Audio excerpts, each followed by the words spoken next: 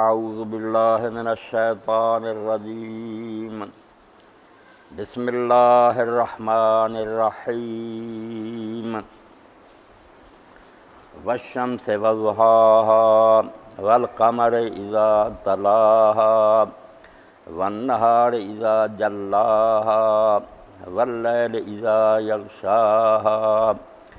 والسماء وما بناها والارض وما طحاها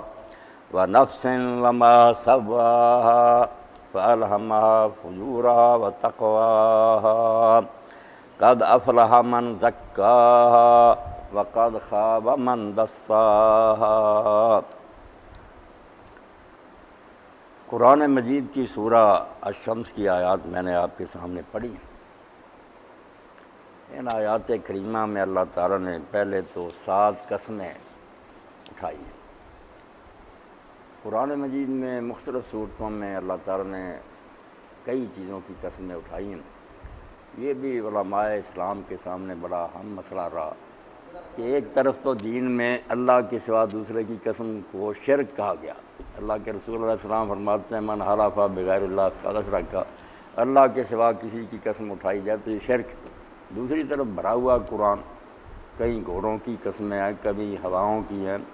کہیں تو ایسا بھی کہا نا فلا اقسم بما تبصرون وما لا تبصرون، ان سب چیزوں کی میں قسم اٹھاتا ہوں جن کو تم دیکھتے ہو اور جن میں تم نہیں دیکھتے، جو تمہارے مشاہدے میں اس جہان کی بھی قسم اور جو نہیں تمہیں نظر آتی مگر ہے عالم غیب میں، ان اتنی لمبی چوڑی قسم۔ تو یہاں امام راضی چونکہ بہت ذہین تھے، عقل کے پتلے تھے، انہوں نے بہت سے سوال اٹھائے۔ یہ الگ بات ہے کہ وہ سوال اٹھانے میں بڑے ذہین تھے مگر جواب دینے میں نکمے تھے۔ وہ ان کی تفسیر کافروں کو بہت فائدہ دے گی کہ سوال بنے بنائے مل جاتے ہیں مگر جواب پھر کمزور ہوتا ہے، وہ بے ایمان لوگ وہی سوال پھر دنیا میں پھیلاتے ہیں۔ آج اور بے دین لوگ نا جو سوال کرتے ہیں آپ دیکھ لیں مفاتیح الغیب میں سارے ہی۔ اب انہوں نے سوال اٹھایا امام نے کہ ایک تو اللہ کے سوا قسم اٹھانی ناجائز ہے، دوسرا قسم کا مقصود یہ ہوتا ہے کہ آدمی جو ہے نا وہ اپنی بات منوانا چاہتا۔ اب 2 قسم کے لوگ ہیں، یا تو وہ ہیں جو قرآن کو اللہ کا کلام مانتے ہیں، ان کے سامنے قسمیں اٹھانے کا کیا فائدہ، وہ تو پہلے ہی مانتے ہیں بغیر قسم کے کہ یہ سچا کلام۔ ایک منکر ہے، ان کے سامنے قسمیں اگر اٹھائی جائیں وہ کہ ہم یار مانتے ہی نہیں اللہ کا کلام، ہم کیا جانے کہ اللہ قسمیں اٹھاتا یا نہیں۔ اور یہ بھی قرآن پاک نے کہا ولا تطع کل حلاف مہین، جو حقیر آدمی ہوتا ہے وہ اپنی بات کا اعتبار جمانے کے لیے بہت زیادہ قسمیں اٹھاتا کہ مجھ پر لوگوں نے اعتبار نہیں کرنا۔ ہر لحاظ سے انہوں نے کہا کہ یہ کیا توقع قسمیں، یہاں 7 قسمیں کہ قسم ہے سورج کی اور اس کی دھوپ کی، اور چاند کی جب وہ سورج کے پیچھے آتا، اور دن کی قسم ہے جب وہ سورج کو خوب چمکا دیتا، اور رات کی قسم ہے جب وہ سورج کو ڈھانپ لیتا چھپ جاتا سورج، آسمان کی قسم ہے جس کو اتنا بلند بنایا گیا، اور زمین کی قسم ہے جو تمہارے قدموں کے نیچے بچھا دی گئی ہے، اور نفس کی قسم ہے جس کو اللہ تعالیٰ نے ٹھیک ٹھاک کیا اور جس کو اس کا الہام کر دیا تو نیکی اور بدی، اتنی قسم۔ تو جواب دیتے رہے لوگ۔ امام ابن قیم نے بھی ایک کتاب لکھ دی اس پر، مگر اس دور میں امام حمید بن فرائی رحمۃ اللہ نے جو بات سمجھائی نا وہ بہت لوگوں کو پسند آئی کہ اچھی۔ انہوں نے پھر عربی زبان سے اور دوسری زبانوں سے مثالیں دے کر کہا کہ قسم ایک ہی طرح کی نہیں ہوتی، جو قسم غیر اللہ کی شرک ہے نا وہ ہے جو تقدیس کے طور پر ہوتی ہے۔ ایک آدمی کہتا ہے یہ میرا معبود ہے، میں اس کو مانتا ہوں، یہ میرے بارے میں سب کو جانتا ہے عالم الغیب والشہادت، اگر میں غلط بیانی کروں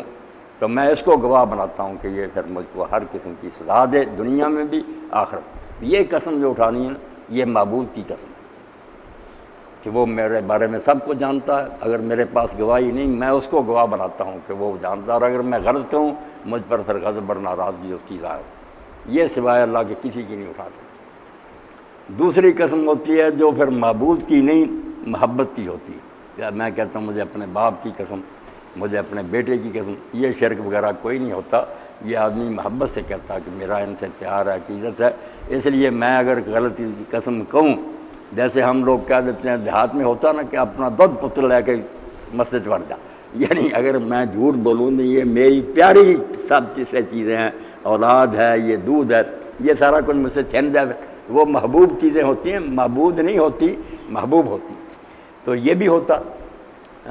اور تیسری ہوتی ہے پھر جو استشہاد کے لیے ہوتی ہے، اس میں کوئی بات نہیں ہوتی، نہ وہ ہوتا ہے معبود نہ وہ ہوتا ہے محبوب،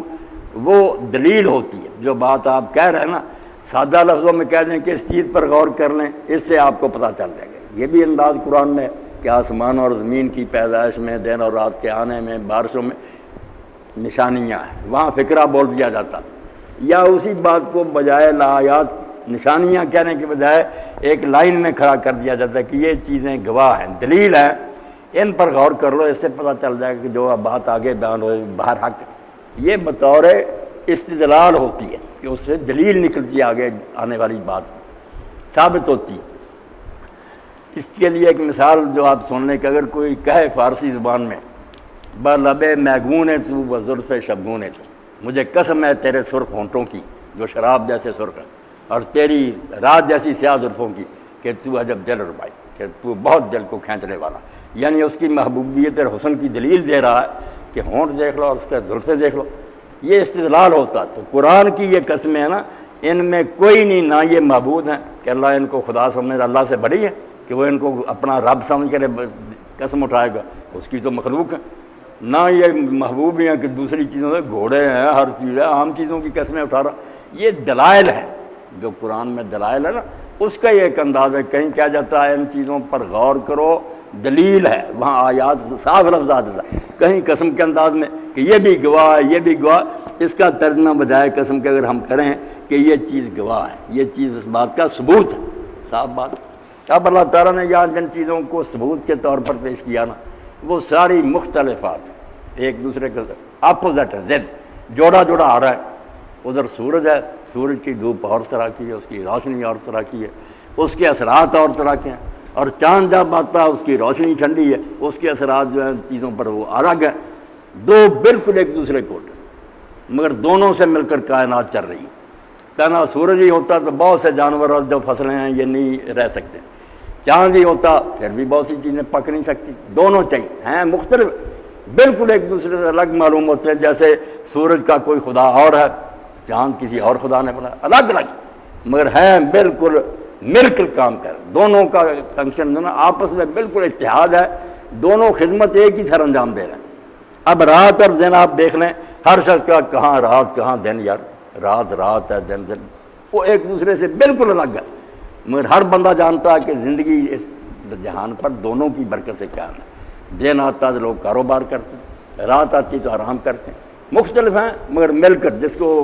صاف لفظوں میں کہہ دیا ابراہیم ذوق مرحوم نے، گلہائے رنگ رنگ سے ہے زینت چمک، اے ذوق اس جہاں کو ہے زیب اختلاف۔ نادان اسی میں پھنس گیا ہے کہ یار ادھر یہ چیز ہے ایک دوسرے کو، اس لیے خدا دو ہے۔ یہ جو مجوسی تھے وہ اسی میں پھنس گئے نا کہ یہ اس طرح کی چیز ہے، کلٹ معلوم تھا دو خدا ہیں جن کی لڑائی، ایک ارحمن ہے ایک یزنا۔ اللہ کہتا ہے ظاہری اختلاف کو دیکھتے ہو کہ ایک چیز دوسری چیز سے مختلف ہے، مگر پھر جو ان کا رشتہ ہے کہ خاوند بیوی کی طرح وہ دونوں مل کر جہان کو اکٹھا چلا رہے ہیں، لڑائی نہیں ان کی، دیکھنے میں مختلف ہیں آپس میں موافق، بالکل دونوں کا کام ایسا کہ وہ مل کر کریں، سورج اور چاند، رات اور دن، آسمان اور زمین، زمین اتنی دور ہے پتہ نہیں کروڑوں میل دور آسمان ہے، مگر دونوں کا ایک دوسرے کی فکر ہے، وہ بارشیں برسا رہا، اس کا سورج روشنی اور حرارت دے رہا، یہاں سے فصلیں پیدا ہو رہی ہیں، سمندروں سے بخارات اٹھ رہے ہیں، مل کر کام۔ تو اللہ تعالیٰ کہتا چیزوں کا ظاہری اختلاف جو ہے نا کہ جدی جدی نظر آ، اس میں نہ پھنس جایا کرو، اس کی طے میں جو توافق ہے، ہارمونی ہے کہ وہ مل کر کام کریں، اس پر نظر نہیں جاتی کہ ایک نے یہ اسکیم بنائی ہے جس نے کہا وہ اس طرح کی ہو، دوسری ایک کام وہ کرے دوسرا یہ کرے، اور مل کر پھر نتیجہ پیدا ہو۔ اب اسی کو حوالہ دے کر کیا اللہ نے کہ جیسے سورج ہے اور اس کی دھوپ کا حوالہ دیا کہ جب وہ خوب چمک جاتا اور چاند جب اس کے پیچھے آتا، سورج غروب ہو گیا پیچھے پہ چاند آ رہا، دن ہے جب اس کو خوب روشن کر دے دوپہر ہو جائے، اور رات ہے جب اس کو بالکل ڈھانپ۔ اب رات سخت اندھیرا دن میں سورج نہیں ہوتا، اور دوپہر کا وقت سورج، چیزیں مختلف ہیں مگر دونوں کی اس کائنات میں حیوانات اور نباتات اور دوسری چیزیں سب محتاج ہیں سورج دن کی حرارت روشنی کی بھی، رات کی۔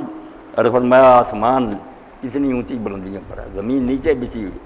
مگر رشتہ ان کا خاوند بیوی جیسا مل کر کام کر رہے ہیں۔ اب حوالہ دیا کہ جیسے باقی جہان میں تمہیں یہ نظارہ نظر آ رہا نا کہ رنگا رنگ کے پھول اور سب ضروری، بے شک وہ دیکھنے میں مختلف نظر آتے ہیں، مگر سب جو ہے نا ایک دوسرے کے متمم ہیں، مکمل ہیں، ایک کی کمی کو دوسرا پورا کر رہا۔ اب انسانی زندگی میں جو خیر و شر ہے نا، آپ پڑھے لکھے لوگ جتنا اس مسئلے نے دانا لوگوں کو پریشان کیا کہ دنیا میں نیکیاں بھی ہو رہی ہیں، برائیاں بھی ہو رہی ہیں۔